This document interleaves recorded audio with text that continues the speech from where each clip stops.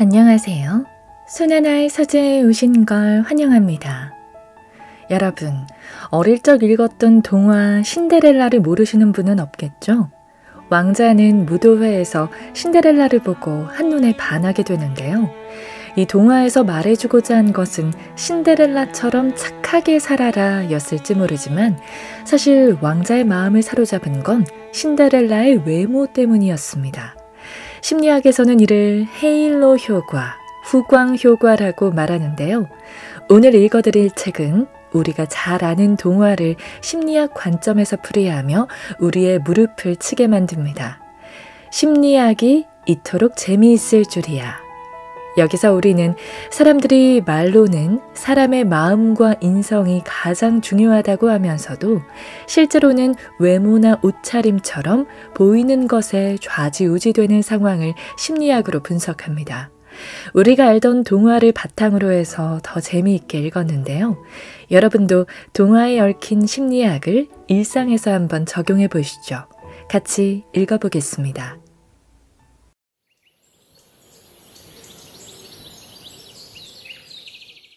옷이 날개가 되는 심리학적 이유. 선비의 옷의 고정관념과 편견. 옛날 어느 마을에 학식이 높은 한 선비가 살고 있었습니다. 그는 매우 검소해서 옷차림이 늘 볼품없었지요.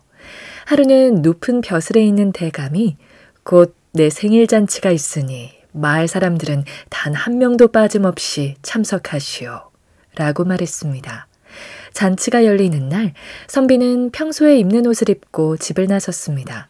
선비가 대감 집에 도착해보니 이미 집안은 많은 사람들로 북적였지요. 그런데 대감댁 문지기들이 선비의 허름한 옷차림을 보고 선비가 집 안으로 들어가는 것을 막았습니다. 그 모습을 본 대감은 오늘같이 경사스러운 날에는 아무나 들여보내서 잔치에 참석하게 하라 고 말했습니다. 문지기들은 그제야 선비를 통과시켰습니다. 겨우 안으로 들어온 선비는 시종이 안내한 구석에 자리를 잡았습니다. 시종은 술과 안주를 차린 조그만 상을 선비에게 내주고 빨리 먹고 나가라고 했습니다. 술상을 받은 선비는 그래도 누군가 같이 먹을 사람이 없는지 주위를 둘러보았습니다. 하지만 아무도 선비에게 눈길을 주지 않았습니다. 모멸감을 느낀 선비는 자리를 박차고 나와 집으로 돌아갔습니다. 집에 온 선비는 허름한 옷을 벗고 반듯한 옷으로 갈아입었습니다. 그리고 다시 생일잔치가 열리는 대감집으로 갔습니다. 그런데 문지기가 이번에는 선비를 보고 공손하게 인사했습니다. 그들이 문전박대했던 선비인 줄 몰라본 것이지요. 선비가 집 안으로 들어서자 아까 그 시종이 달려와 선비를 좋은 자리로 안내했습니다. 시종 역시 아까 그 선비인 줄 몰라본 것이었습니다. 선비가 좋은 자리에 앉으니 조금 전에는 아는 채도 안 했던 사람들이 선비에게 술을 권했습니다. 술을 받은 선비는 자신의 옷에 술을 부으며 이렇게 말했답니다. 오사, 이 술 받거라. 이 술은 내가 아닌 너에게 주는 것이니. 이 동화는 옷차림으로 사람을 판단하는 세태를 풍자하고 있다. 하지만 옷이 날개다 라는 말이 있듯이 옷은 생각보다 우리에게 많은 영향을 끼친다. 가령 아주 잘 차려입은 노신사가 한적한 공원 벤치에 앉아있다고 상상해보자. 아마 별다른 생각이 들지 않을 것이다. 그런데 이 노인이 후줄근한 옷을 입고 앉아있다면 어떨까? 우리는 노인에게 측은한 감정을 느끼며 독거노인에게 애정과 관심을 가져야 한다고 생각할지도 모른다. 이처럼 우리는 사람의 옷차림을 보고 그 사람을 판단하는 경향이 있다. 왜냐하면 옷에 대한 우리의 고정관념과 편견이 작용하기 때문이다. 동화에서 문지기는 허름한 옷을 입은 사람은 별 볼 일 없는 사람이야 라는 고정관념과 편견 때문에 선비를 내쫓으려 했다. 우리는 이런 문지기를 보며 야박하다고 말하지만 사실 많은 사람들이 문지기 같은 행동을 하고 있다. 심리학자 존 몰로이는 옷에 대한 고정관념이 어떻게 작용하는지 보여주는 실험 하나를 했다. 그는 고급스러운 옷을 입은 실험 협조자에게 한 호텔로 들어가라고 시켰다. 이때 그냥 들어가는 것이 아니라 다른 사람이 들어갈 때 같이 들어가도록 했다. 그 결과 문에서 실험 협조자와 마주쳤던 사람들의 약 94%가 고급스러운 옷을 입은 실험 협조자에게 먼저 길을 양보했다. 이번에는 실험 협조자에게 허름한 옷을 입혀서 똑같은 실험을 진행했다. 그랬더니 실험 협조자와 마주쳤던 사람들의 약 82%가 허름한 옷을 입은 실험 협조자에게 길을 양보하지 않았다. 심지어 5%의 사람들은 실험 협조자에게 욕설을 내뱉기도 했다. 단지 옷만 바꿔 입었을 뿐인데 말이다. 아마 대부분의 사람들은 고급스러운 옷을 입은 실험 협조자와 마주치고 이런 생각을 했을 것이다. 저렇게 좋은 옷을 입었으니 뭔가 높은 직책의 사람일 거야. 그런 사람에게 좋은 인상 심어줘서 나쁠 거 없지. 그런데 허름한 옷을 입은 실험 협조자와 마주쳤을 때는 이런 생각이 들었을 것이다. 뭐 이런 나부랭이가? 옷차림에 관한 고정관념의 또 다른 예로 사회심리학자 밀그램의 실험을 들 수 있다. 그는 실험 협조자에게 작업복과 정장을 한 번씩 입혀 무단횡단을 하게 했다. 그랬더니 실험 협조자가 작업복을 입었을 때보다 정장을 입었을 때 더 많은 사람들이 실험 협조자를 따라서 무단횡단을 했다. 좋은 옷을 입어야 좋은 대접을 받을 수 있다면 우리는 늘 비싸고 질 좋은 옷만 입어야 할까? 정말 그렇다면 빚을 내서라도 고급스러운 옷을 사야 할 것이다. 하지만 밀그램의 후속 실험 결과 옷이 비싼지 싼지는 크게 중요하지 않은 것으로 드러났다. 정말 중요한 것은 옷의 가격이나 질이 아니라 얼마나 깔끔하게 입었는가였다. 참고로 옷차림에서 중요한 것은 TPO다. TPO란 옷을 입을 때 시간, 장소, 상황을 고려하는 것을 말한다. 사실 동화 속 선비도 커다란 생일잔치에 초대를 받았으면 그에 걸맞게 처음부터 깔끔한 옷을 선택했어야 한다. 이러한 고정관념과 편견은 사실 옷뿐만 아니라 인종, 성별, 종교, 직위, 지역, 국가 등에 대해서도 광범위하게 일어난다. 예를 들어 특정 지역민을 판단하거나 혈액형을 예측하는 것부터 공무원은 꽉 막혔다, 마른 사람은 깐깐하다, 서울 사람은 깍쟁이다 등 수도 없이 많다. 이러한 고정관념과 편견은 어렸을 때부터 환경적, 교육적 요인에 의해 형성된 것일 가능성이 크기 때문에 이를 완전히 없애기는 불가능하다. 예를 들어 중국인들은 먹는 거미, 진해로 만든 튀김이 사실은 고단백이며 아주 영양가가 높다는 과학적 근거를 대면 당신은 먹겠는가? 아마 쉽지 않을 것이다. 그러면 이러한 고정관념과 편견은 도대체 왜 만들어지는 걸까? 이에 대해서는 5가지 이유를 들 수 있다. 첫 번째로는 편리함 때문이다. 우리는 어떤 사람을 판단할 때 그 사람의 한 부분만 가지고도 쉽게 판단하는 것이 편리하다. 그래서 특별한 이유가 없다면 그 사람의 모든 면을 일일이 확인하려 들지 않는다. 두 번째로는 익숙함 때문이다. 우리는 자신의 생각을 뒷받침하는 정보일수록 그 정보를 더 잘 기억한다. 예를 들면 사람들은 히스테리를 잘 부리는 노처녀를 보고 노처녀라서 그래 라고 생각한다. 보통 노처녀는 히스테리를 잘 부린다고 알고 있기 때문에 그 노처녀의 다른 면은 보지 않고 그렇게 단정 짓는 것이다. 세 번째로는 착각적 상관 때문이다.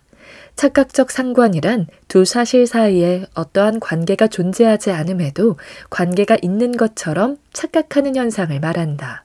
이는 특히 소수 집단을 상대로 잘 나타난다. 소수 집단은 그 수가 적다는 이유만으로 나쁜 행동을 했을 때 더 잘 기억되기 때문이다. 예를 들어 이주 노동자가 범죄를 저질렀을 때를 들 수 있다. 네 번째로는 학습 때문이다. 살면서 자기도 모르게 고정관념을 학습하는 것이다. 이는 본인의 경험이나 가족, 주변 사람 혹은 사회적 문화와 대중매체에 의한 것일 수도 있다. 다섯 번째로는 정치적 이유 때문이다. 권력에서 우위를 차지한 집단이 그 권력을 유지하기 위해 경쟁 집단에게 고정관념과 편견을 만들어 덮어 씌우는 것이다. 그럼 고정관념과 편견을 깨뜨릴 수는 없을까? 다시 말해 우리는 이런 고정관념과 편견에 대해 늘 가해자인 동시에 피해자여야 하는 것일까? 사실 고정관념과 편견은 참 바뀌기 어렵다. 그런데도 고정관념과 편견을 깨뜨릴 방법이 있다. 이는 미국 오클라호마 대학의 사회심리학자인 무자퍼 셰리프가 진행한 유명한 실험에서 찾을 수 있다. 실험 내용은 이렇다. 연구자들은 소년들을 모아 보이스카우트 캠프를 열었다. 그리고 소년들을 방울뱀 팀과 독수리 팀으로 나누고 서로 다른 구역에 텐트를 설치하도록 했다. 이때 서로의 텐트 앞에 진입 금지라는 팻말을 설치했다. 양 팀은 주어진 과제를 수행하면서 자기 팀만의 규칙과 분위기를 형성했다. 시간이 지나고 연구자들은 게임을 통해 두 팀을 경쟁시켰다. 그랬더니 소년들은 상대팀을 비난하고 심지어 욕을 하며 싸우기까지 했다. 연구자들은 두 팀을 화해시키기 위해 접촉 가설을 바탕으로 서로 자주 만날 기회를 주었다. 접촉 가설이란 자주 만날수록 서로에 대한 호감이 증가하는 것을 말한다. 그래서 다 같이 식사하기, 함께 영화 보기 등을 진행했지만 두 팀의 사이는 전혀 좋아지지 않았다. 연구자들은 고민 끝에 다른 방법을 생각해냈다. 바로 모두가 힘을 모아야지만 문제를 해결할 수 있는 협동 과제를 준 것이다. 가령 영화관에 가기 위해 함께 돈을 벌거나 사고로 흙구덩이에 빠진 트럭을 함께 끌어올리는 것 등이었다. 그랬더니 양 팀의 갈등이 점점 누그러졌다. 이 실험 내용이 실생활에 적용된 예로 체육대회나 올림픽을 들 수 있다. 2002년 월드컵 때를 한번 생각해보자. 당시 우리나라 사람들은 모르는 사람을 길거리에서 얼싸안고 대한민국 축구팀의 사상 첫 4강 진출을 함께 자축했다. 그 사람들 중에는 나와 정치적으로 반대편인 사람들도 있었고 다른 가치를 지향하는 사람들도 있었다.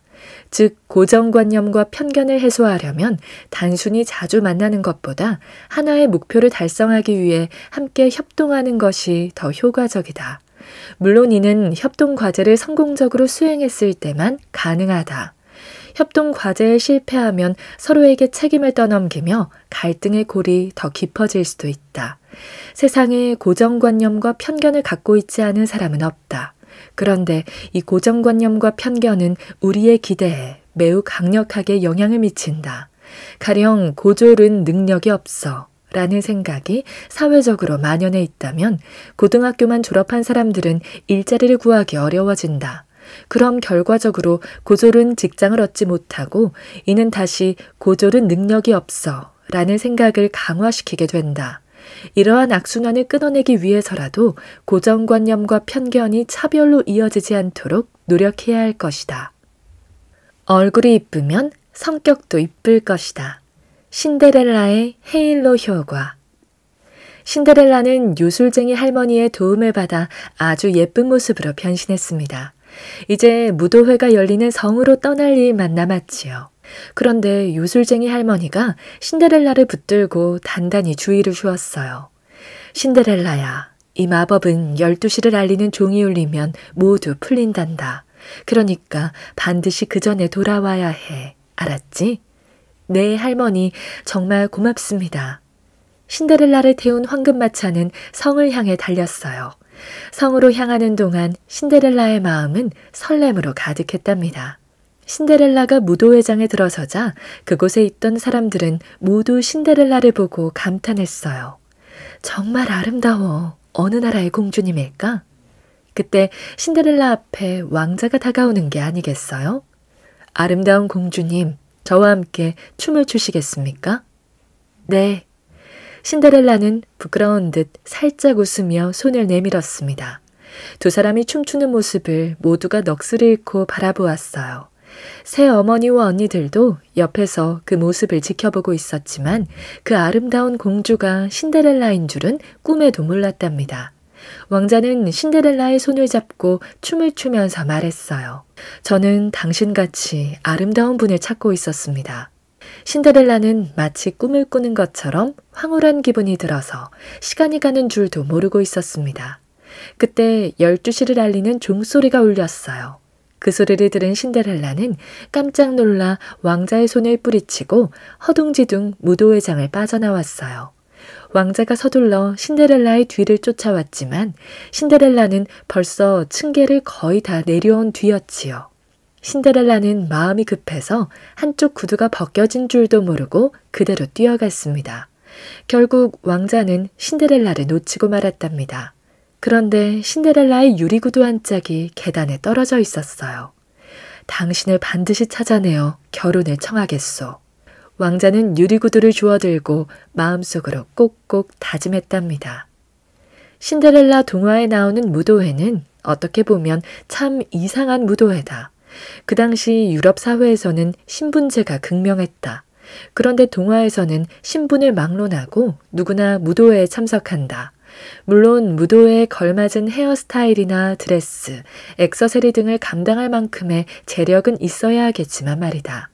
그래서 문득 이런 생각이 든다. 혹시 왕자는 지독한 외모 지상주의가 아닐까? 그러니까 동화 속 무도회는 왕자가 사회적 신분에 상관없이 예쁜 여자 어디 없나 찾아보기 위한 자리가 아니었는지 의심이 가는 것이다. 왕자의 사회적 지위를 고려할 때 왕자는 분명 신데렐라만큼 예쁜 외모를 갖췄으면서 동시에 자신과 비슷한 지위를 가진 공주를 만날 수 있었다. 하지만 왕자는 한낱 서민인 신데렐라를 찾기 위해 방방곡곡을 헤맨다. 전국의 모든 아가씨에게 신데렐라가 흘리고 간 유리구두를 신겨보면서 말이다. 도대체 무엇이 이토록 왕자를 신데렐라 찾기에 빠지게 했을까? 그건 바로 인간의 가장 강력한 호감을 자극하는 신체적 매력 때문이다. 즉 신데렐라는 말로 표현할 수 없을 만큼 무척이나 예뻤다는 말이다.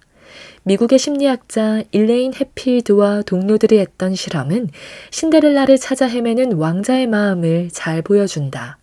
우선 연구자들은 실험 대상인 미네소타 대학의 학생들에게 나는 어떤 성격을 가졌고 어떤 성격의 이성과 사귀고 싶은가? 라고 물었다. 그리고 학생들의 대답과 상관없이 컴퓨터 프로그램을 통해 댄스 파티 상대를 무작위로 선정하여 짝을 지어주고 댄스 파티에 참가하게 했다. 댄스 파티가 끝나자 연구자들은 학생들에게 댄스 파티 파트너의 외모를 평가하게 한 다음 그 파트너와 사귀고 싶은지 물었다. 과연 어떤 결과가 나왔을까?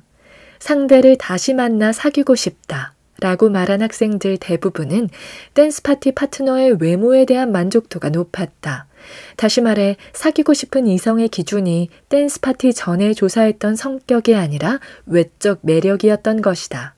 이 실험으로 미루어 보건대 데이트 상대를 정할 때 외모를 우선시하는 것은 비단 동화 속 왕자에게만 해당하는 일이 아닌 것 같다. 그러면 이러한 현상은 가볍게 만나고 마는 일회성 데이트에만 해당하는 것은 아닐까? 그렇지 않다. 심리학자 그레고리 화이트가 진행한 연구를 보면 서로의 외모를 매력적으로 느꼈을 때 더 오래 교제하는 경향이 있었다. 심리학자 베럴즈와 데이크스트라가 한 연구에서도 상대방의 외모를 더 매력적으로 여길 때 부부관계에서 만족도가 높았다. 그런데 사람들은 외모가 중요하다는 사실을 내세우지 않으려 한다. 사람을 만날 때 어떤 면을 중시하냐고 물어보면 대부분 외모보다는 성격, 태도, 가치관 등을 말한다. 하지만 이것은 응당 그래야만 한다고 생각하기 때문일 가능성이 크다. 외모로 사람을 판단하는 건 불공평해 보이기 때문이다. 하지만 신체적 매력은 우리 자신의 생각보다 더욱 강력하게 영향을 미친다. 한번 생각해보자. 우리는 신데렐라의 앞뒤 상황을 알고 있어서 신데렐라가 착하다는 사실을 안다. 하지만 왕자의 입장에서 보면 왕자는 춤을 추는 동안에만 신데렐라를 본 것이 전부다. 그런데도 왕자는 잘 모르는 여자에게 청혼했다. 그저 외모가 예쁘다는 사실 하나만으로 말이다. 아마 왕자는 이렇게 예쁜 여자는 분명 현명하고 착할 거야 라고 생각했을 가능성이 크다. 이를 심리학에서는 헤일로 효과, 후광 효과라고 한다. 헤일로 효과란 한 가지 요소가 빼어나면 그 나머지 요소들도 좋을 것으로 생각하는 것을 뜻한다. 헤일로 효과를 처음으로 연구한 사람은 미국의 심리학자 에드워드 손다이크다. 그는 군대에 있는 장교들에게 병사들을 평가하게 했다. 그랬더니 인상 좋고 체격이 장대한 일부 병사들에게 특히 더 좋은 점수를 준 것으로 나타났다. 장교들은 자신이 좋은 점수를 준 병사들이 다른 평범한 병사들보다 사격 실력이 좋고 전투화도 잘 닦았으며 심지어 하모니카도 잘 분다고 여겼다. 미네소타 대학의 심리학 교수인 카렌 디온 등이 한 연구에서도 사람들은 매력적인 외모를 지닌 사람이 좋은 성격을 가지고 있다고 평가하는 것으로 드러났다. 이뿐만 아니라 매력적인 외모를 가진 사람은 미래에도 행복하게 잘 살 것이라고 밝혔다. 이러한 결과는 이성에 대해서뿐 아니라 남자가 남자를, 여자가 여자를 평가하는 모든 경우에서도 똑같았다. 슬프게도 외모 지상주의라는 말이 괜히 나온 게 아니다. 그러면 매력적인 외모와 훌륭한 성품은 실제로 관련성이 큰 것일까? 이에 대해 미네소타 대학의 심리학 교수인 마크 스나이더가 한 가지 실험을 했다. 그는 남학생들에게 여학생과 전화로 대화를 나누도록 했다. 통화하기 전에 남학생들은 상대 여학생의 얼굴을 사진으로 본 상태였다. 이때 사진은 예쁜 얼굴이거나 평범한 얼굴 둘 중 하나였다. 그 결과 예쁜 여학생의 사진을 본 남학생들은 해당 여학생과 통화를 하는 내내 따뜻하고 친절하게 행동한 것으로 나타났다. 즉, 매력적인 여학생과 통화한 남학생들은 상대 여학생의 말을 잘 들어주고 어떤 식으로든 맞장구를 쳤다. 이 실험으로 매력적인 외모를 지닌 사람이 실제로 뛰어난 성품과 능력을 지녔는지는 중요하지 않은 것으로 밝혀졌다. 그저 주변 사람들이 매력적인 외모를 훌륭한 성품과 연결지어 생각한 것이 그 사람을 좋은 사람처럼 보이게 했을 뿐이다. 이를 토대로 볼 때 신데렐라의 참된 매력은 그녀의 주변 사람들이 만들어준 것일지도 모른다. 요술쟁이 할머니도 외모의 중요성을 알고 신데렐라를 화려하게 꾸민 것일 수 있다. 어쩌면 신데렐라는 심리학적 헤일로 효과를 알고 자신의 외모를 적절히 활용했던 똑똑한 여자인지도 모른다. 우리도 자신을 내보일 때는 헤일로 효과를 적절하게 이용하고 반대로 다른 사람을 평가할 때는 헤일로 효과를 걷어낼 줄 아는 지혜를 가져야 하지 않을까? 만약 신데렐라보다 신데렐라 언니가 더 예뻤다면 왕자는 신데렐라 언니를 찾아 헤맸을지도 모른다. 신데렐라 언니의 고약한 심보도 모르고 말이다. 그러니 이런 왕자 같은 행동을 하지 않도록 헤일로 효과를 잘 알고 경계해야 할 것이다. 무엇이든지 하나가 모든 것을 결정할 수는 없다. 헤일로 효과가 무서운 이유는 외모에만 국한되지 않는다는 것이다. 이 심리는 학벌이나 사회적 위치 등 거의 모든 영역에서 적용 가능하다. 가령 학벌을 생각해보자. 사실 학벌이 무조건적인 만능 프리패스는 아니다. 서울대라고 해서 모두가 행복하게 잘 사는 것도 아니고 이름 없는 대학에 다닌다고 해서 못 사는 것도 아니다. 하지만 일단 명문대에 입학하고 나면 다른 사람들의 편견과 헤일로 효과 때문에 얻어지는 이득이 있다. 이미 다른 사람들은 그 사람의 학벌만 보고 이 사람은 똑똑하고 성실할 거야 라고 생각하기 때문이다. 예를 들어 학원 강사를 뽑으려고 하는데 강의 경력이 없는 두 사람이 원서를 냈다고 해보자. 그래서 두 사람에게 한번 강의를 해보라고 시켰지만 모두 별로였다. 이때 두 사람 중 한 명은 서울대학교를 나왔고 한 명은 이름 없는 지방대학교를 나왔다면 어떤 상황이 펼쳐질까? 서울대 출신에게는 아마 경력이 없어서 그렇지 기회를 주면 잘하지 않을까? 라고 생각할 가능성이 크다. 만약 아직도 학벌의 헤일로 효과를 잘 모르겠다면 직접 서울대 캠퍼스에 가보자. 인성이 뛰어나서 서울대생이 된 건 아니잖아? 그냥 똑같은 사람이라고. 라고 생각해도 캠퍼스에 들어서는 순간 서울대 학생들이 왠지 다르게 느껴질 것이다. 헤일로 효과와 대비되는 것이 바로 데블 효과, 악마 효과다. 데블 효과란 못생긴 외모 때문에 그 사람의 다른 측면까지 부정적으로 평가되는 것을 말한다. 앞서 언급한 손다이크의 실험에서도 장교들은 못생긴 병사들에게 실수를 많이 하고 형편없는 녀석이라고 평가하는 모습을 보였다. 데블 효과도 헤일로 효과와 마찬가지로 외모에만 국한되지 않고 여러 방면으로 적용된다. 언젠가 학원에서 일하는 직원이 배달기사에게 학교 다닐 때 공부를 잘했으면 배달하고 있겠냐? 라는 막말을 해서 사회적으로 파문을 일으킨 적이 있었다. 이것은 그 학원 직원이 데빌 효과의 영향을 받았기 때문이다. 한 가지의 부정적인 특성을 가지고 전체를 평가한 것이다. 이처럼 자신의 잘못된 편견을 확고하게 믿으면 이러한 일은 충분히 일어날 수 있다.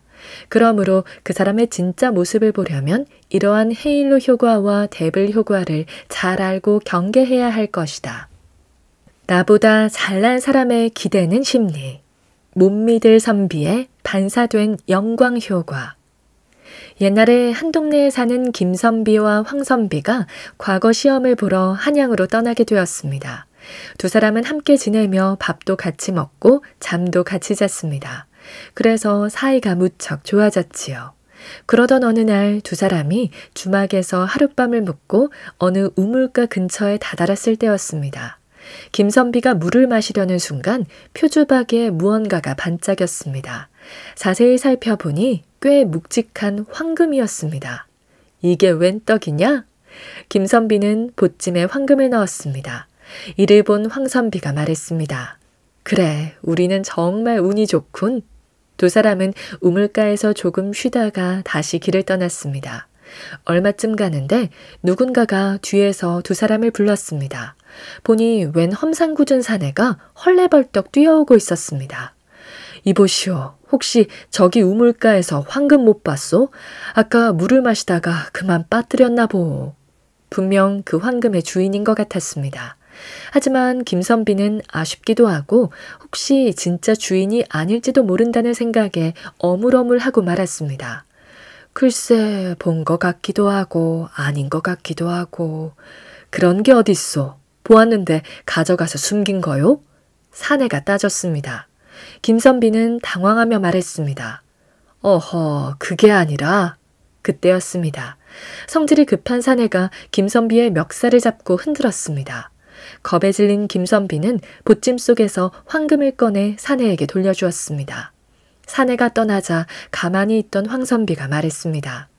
좋다가 말았네. 자네는 참 운이 없군. 그러자 김선비가 벌컥 화를 냈습니다. 예끼 못 믿을 사람아. 내가 황금을 주었을 때는 우리가 운이 좋군 이라고 말하더니 내가 봉변에 처하니 자네는 운이 없군 이라고? 좋은 일에는 우리고 나쁜 일에는 자네란 말인가? 거참 아주 고약한 친구로구먼. 김선비는 그렇게 말하고는 혼자 회행하고 가버렸습니다. 황선비는 무안해서 그만 얼굴이 새빨개졌지요. 황선비는 함께 있던 김선비가 황금을 줍자 우리라고 말했다. 그런데 이 황금 때문에 김선비가 봉변을 당하자 자네라고 말을 바꿨다. 사실 황선비뿐만 아니라 우리도 이런 행동을 종종 한다. TV 속 연예인을 보며 저 친구 우리 고등학교 나왔어 라든가 나 예전에 저 친구랑 횡단보도에서 인사했어 라고 말하는 경우를 심심찮게 볼 수 있다. 하지만 면수의 살인범을 보고 나 어렸을 때 쟤랑 친했어 라고 자랑스럽게 말하는 사람은 없다. 우리가 이렇게 행동하는 이유는 심리학에서 말하는 반사된 영광 효과와 반사된 실패 차단하기 때문이다. 반사된 영광 효과란 내가 성공한 사람과 연결되어 있다는 사실을 주변 사람들에게 알려 나의 이미지를 그 사람처럼 좋아 보이게 만드는 것을 말한다. 캘리포니아 대학의 엘버트 해리슨 교수와 그의 동료들은 9,000명이 넘는 저명한 인사의 생일을 조사했다. 그리고 이들 중에서 미국의 독립기념일이나 크리스마스 날 혹은 새해 첫날이 생일인 사람의 수와 그날을 기준으로 3일 전후에 태어났다고 말하는 사람의 수를 세어 통계를 냈다. 통계적으로 보면 독립기념일이나 새해 첫날처럼 어떤 특별한 날에 태어난 사람의 수나 특별한 날이 아닌 날에 태어난 사람의 수는 거의 비슷하다. 예를 들어 독립기념일에 태어난 사람의 수와 독립기념일 전날이나 그 다음 날에 태어난 사람의 숫자는 거의 비슷하다는 말이다. 그런데 조사를 해보니 이상한 일이 벌어졌다. 미국의 독립기념일이나 크리스마스 날 혹은 새해 첫날에 태어난 사람들이 그날을 기준으로 3일 전후에 태어난 사람들보다 훨씬 많았던 것이다.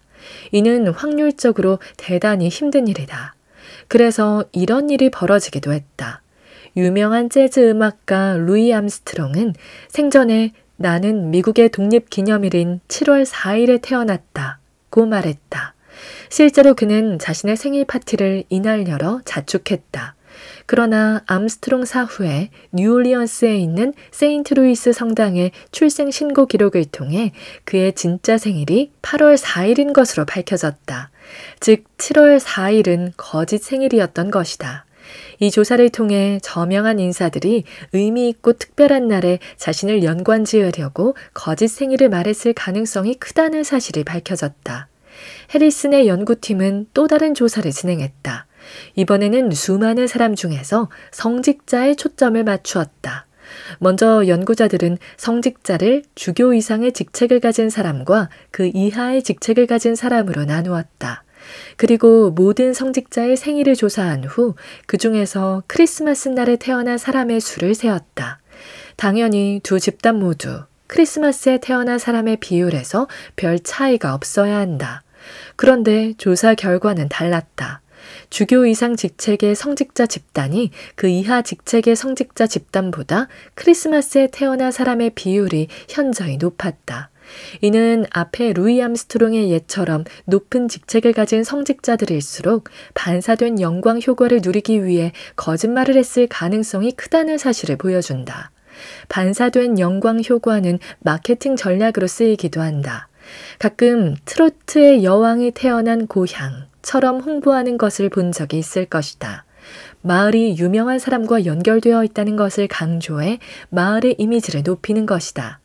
반사된 영광 효과와 반대되는 개념으로 반사된 실패 차단하기가 있다. 반사된 실패 차단하기란 주위의 실패나 부정적인 평가에 자신이 관련되는 것을 피하려는 심리를 말한다. 동화에서 김선비가 봉변을 당하자 황선비가 자네라고 말하면서 거리를 둔 것처럼 말이다. 실생활에서는 따돌림 당하는 사람과 친하게 지내면 자신에게 불똥이 튈까봐 피하게 되는 경우를 들 수 있다. 이 효과와 관련해 심리학자 로버트 치알디니가 행한 실험이 있다. 그는 대학교 미식축구 경기를 관람한 대학생들에게 전화를 걸었다. 이때 절반의 학생들에게는 본인이 소속된 대학이 승리했던 경기에 대해서 물었고 나머지 절반에게는 패배했던 경기에 대해서 물었다. 그리고 통화 내용을 녹음해 일일이 분석했다. 그랬더니 승리한 결과에 대해서 설명하는 학생들은 패배한 결과에 대해서 설명하는 학생들보다 우리라는 단어를 훨씬 더 많이 쓴 것을 발견했다. 예를 들면 이런 식이었다. 우리가 17대 14로 이겼어요. 하지만 패배한 결과에 대해서 설명한 학생들은 우리라는 말을 쓰지 않았다. 대신 그들이라는 표현을 사용했다. 점수는 잘 기억나지 않는데 어쨌든 그들이 졌습니다. 상위권에 들 수도 있었는데 그들 때문에 졌어요. 이 실험은 자기 팀이 이겼을 때는 자신과 팀을 동일시하려고 하지만 졌을 때는 최대한 팀과 거리를 두려 한다는 것을 보여준다. 같은 맥락에서 로버트 치알디니는 비슷한 실험을 하나 더 했다. 이번에는 대학교의 미식축구팀이 경기에서 승리했을 때 소속 학생들이 보이는 태도를 관찰했다. 그 결과 학생들은 팀이 승리했을 때 자기 대학의 로고가 새겨진 옷을 더 많이 입는 것으로 나타났다. 학생들은 왜 자기 팀이 승리했을 때 학교 티셔츠를 더 많이 입었을까? 이는 반사된 영광 효과의 영향 때문이다. 자신과 승리한 팀의 관계를 밝힘으로써 자신의 이미지를 높일 수 있다고 생각한 것이다. 우리는 반사된 영광 효과를 좀 더 객관적으로 바라볼 필요가 있다. 인간은 어떤 사람이 잘 나가면 그 사람과의 친분이나 인연을 과시하려 하지만 그 사람이 잘못되면 거리를 두려고 하기 때문이다. 늘 승승장구할 수는 없는 법이다. 그러므로 성공했을 때와 실패했을 때에 따라 사람을 대하는 태도가 달라진다면 진정한 인간관계라고 볼 수 없다. 동화 마지막에 김선비가 황선비더러 예끼 이 못 믿을 사람아 라고 윽박지른 것처럼 말이다. 내 모습을 그대로 보여주고 싶다면 대비 효과를 조심하라. 반사된 영광 효과가 늘 도움이 되는 것만은 아니다. 다음과 같은 예를 보면 꼭 그렇지만은 않다는 것을 알 수 있다. 한 인터뷰에서 강동원은 우정을 의심한 적이 있느냐는 취재진의 질문에 이렇게 답했다. 고등학교 때 기숙사에 살면서 한 2주 정도 룸메이트들이 밤마다 방에 없었다. 그래서 따돌림을 당하는 게 아닐까 생각했다. 그런데 나중에 알고 보니 룸메이트들이 자신을 빼놓고 밤마다 여자를 만나러 가느라 방에 없었던 거였다. 당시 강동원은 엄청난 배신감을 느꼈다고 한다. 이에 강동원의 친구들은 강동원에게 네가 나가면 여자애들이 우리를 안 보잖아 라고 말했다고 한다. 혹시 강동원의 친구들은 심리학 효과를 알았던 게 아닐까? 몰랐더라도 본능적으로 느꼈을 가능성이 크다. 너무 매력적인 상대와 함께 있으면 그 사람과 비교된 내가 평가절하될 수 있다는 사실을 말이다. 이를 심리학적 용어로 대비 효과라고 한다. 이처럼 대비 효과는 반사된 영광 효과의 반대 개념을 뜻한다. 그러면 언제 반사된 영광 효과가 적용되고 대비 효과가 나타나는 것일까? 연구 결과 내가 상대방과 정말 친한 관계라면 반사된 영광 효과가 적용되지만 우연히 옆에 있거나 일시적인 관계라면 대비 효과가 일어난다. 한 실험에 의하면 사람들이 영화 미녀 삼총사를 보고 나서 연인의 외모를 더 낮게 평가했다고 한다. 외모가 뛰어난 배우가 나오는 영화를 애인과 같이 보다가 문득 애인을 보니 예전만큼 예뻐 보이지 않았다는 것이다. 대비 효과와 관련해 영국의 사상가 존 로크는 이런 말을 했다. 당신이 직전에 뜨거운 물을 만졌는지 차가운 물을 만졌는지에 따라 미지근한 물은 차갑게 느껴질 수도 있고 뜨겁게 느껴질 수도 있다. 그러므로 내가 누구와 함께 있느냐에 따라 나에 대한 평가가 달라질 수 있다. 나의 모습을 있는 그대로 상대방에게 보여주고 싶다면 반사된 영광 효과나 대비 효과에 휘둘리지 않도록 주의해야 할 것이다. 오늘 저와 함께한 시간 어떠셨나요? 편안한 시간이 되었길 바라며 또 들러주시길 기다리겠습니다.